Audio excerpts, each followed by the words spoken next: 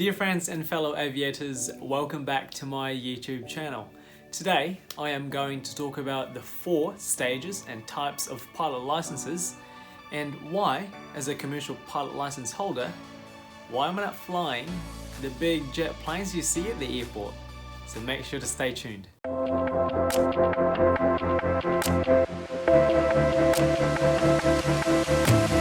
Hawker 110 departure identified flying 9 aircraft.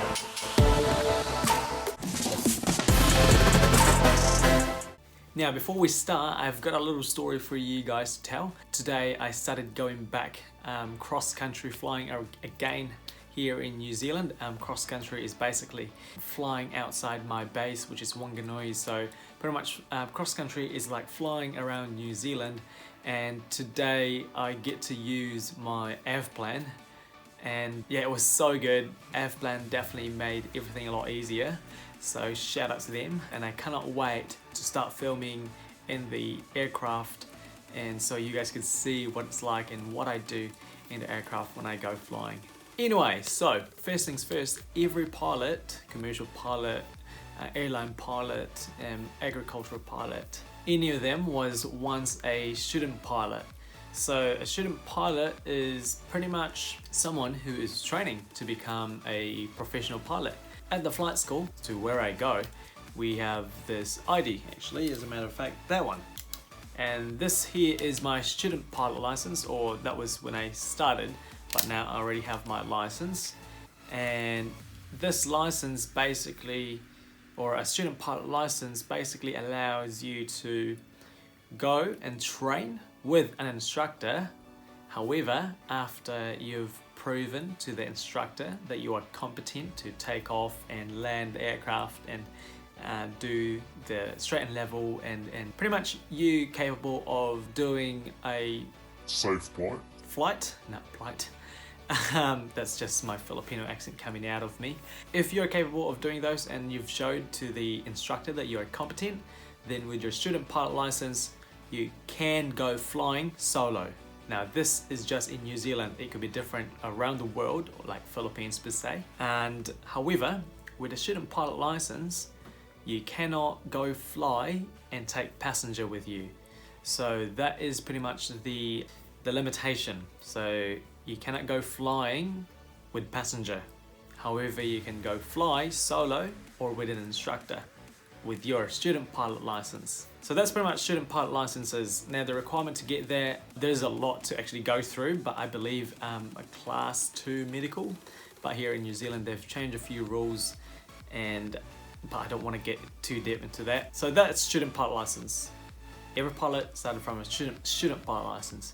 Now the second one, once you've passed your flight test, your private pilot flight test from student pilot license, you then become a private pilot license.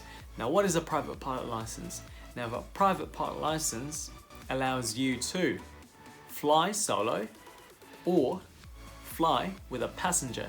So you could go for a flight around New Zealand with your private pilot license with your family, friends, anyone you want to take really, as long as it's safe to do so. And the only catch about private pilot license is that with your private pilot license, you cannot go flying and get paid for doing so.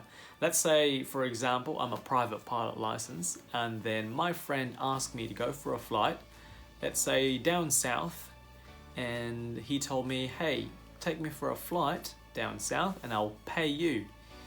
I cannot accept that pay. Now that's because I'm only a private pilot. I only fly for fun or for leisure, and so basically I cannot accept pay.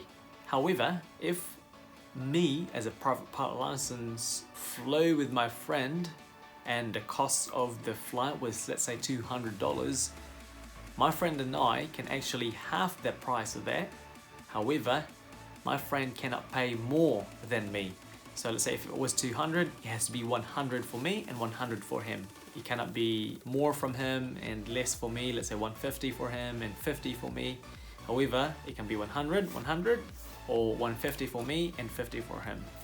So that's pretty much what private pilot license is. So for a private pilot license, there's a few requirements that you need to do.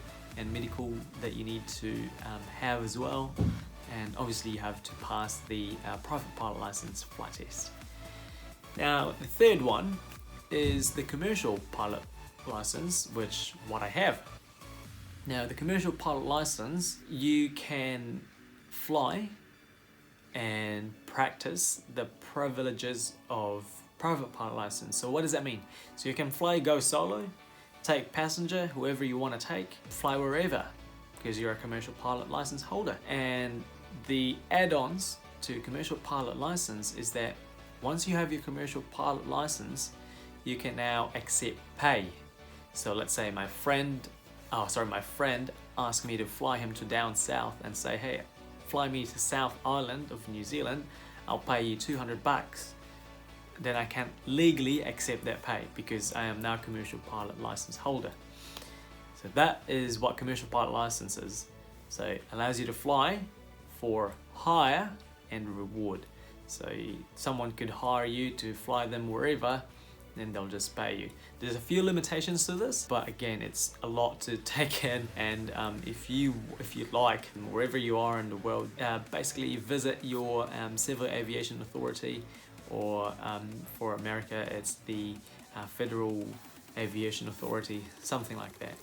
And I'm sure all the rules are in there. Now, the reason why, as a commercial pilot license holder, why can you not fly the big planes, Christian? Or some of the people back at home thought that now that I'm a commercial pilot license holder, they now thought that I could fly the big planes, the big passenger planes at the airport you see. Actually, not quite.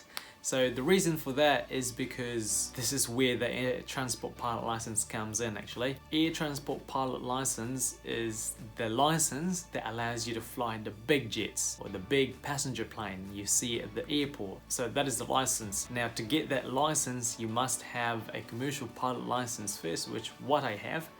And pretty much with the airline pilot license, that allows you to practice the privileges of commercial pilot license, which is for hire and reward. But this time with the airline transport pilot license, this license allows you to perform or carry passengers in the big planes. Just keep it nice and simple, basically like that. And with this one, again, you have to have a commercial pilot license first. You have to pass a few written exams, which I believe are hard ones, because it starts from private pilot, commercial pilot, and airline transport pilot. Now, every stage it just becomes harder and harder and harder. Now, with that being said, for a commercial pilot license, or not just for that actually, there's a few type ratings and ratings that you can do. For example, with commercial pilot license, as of now, I'm actually training to become a flight instructor.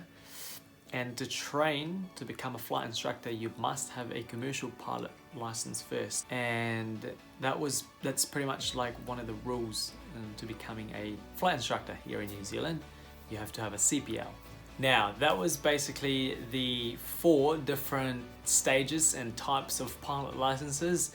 And to be honest with you, I could probably go on for a day looking and reading and telling you the all rules around those licenses, because it's just a lot. But pretty much that was a rough and brief understanding of what each license allows you to do and what are the things you cannot do.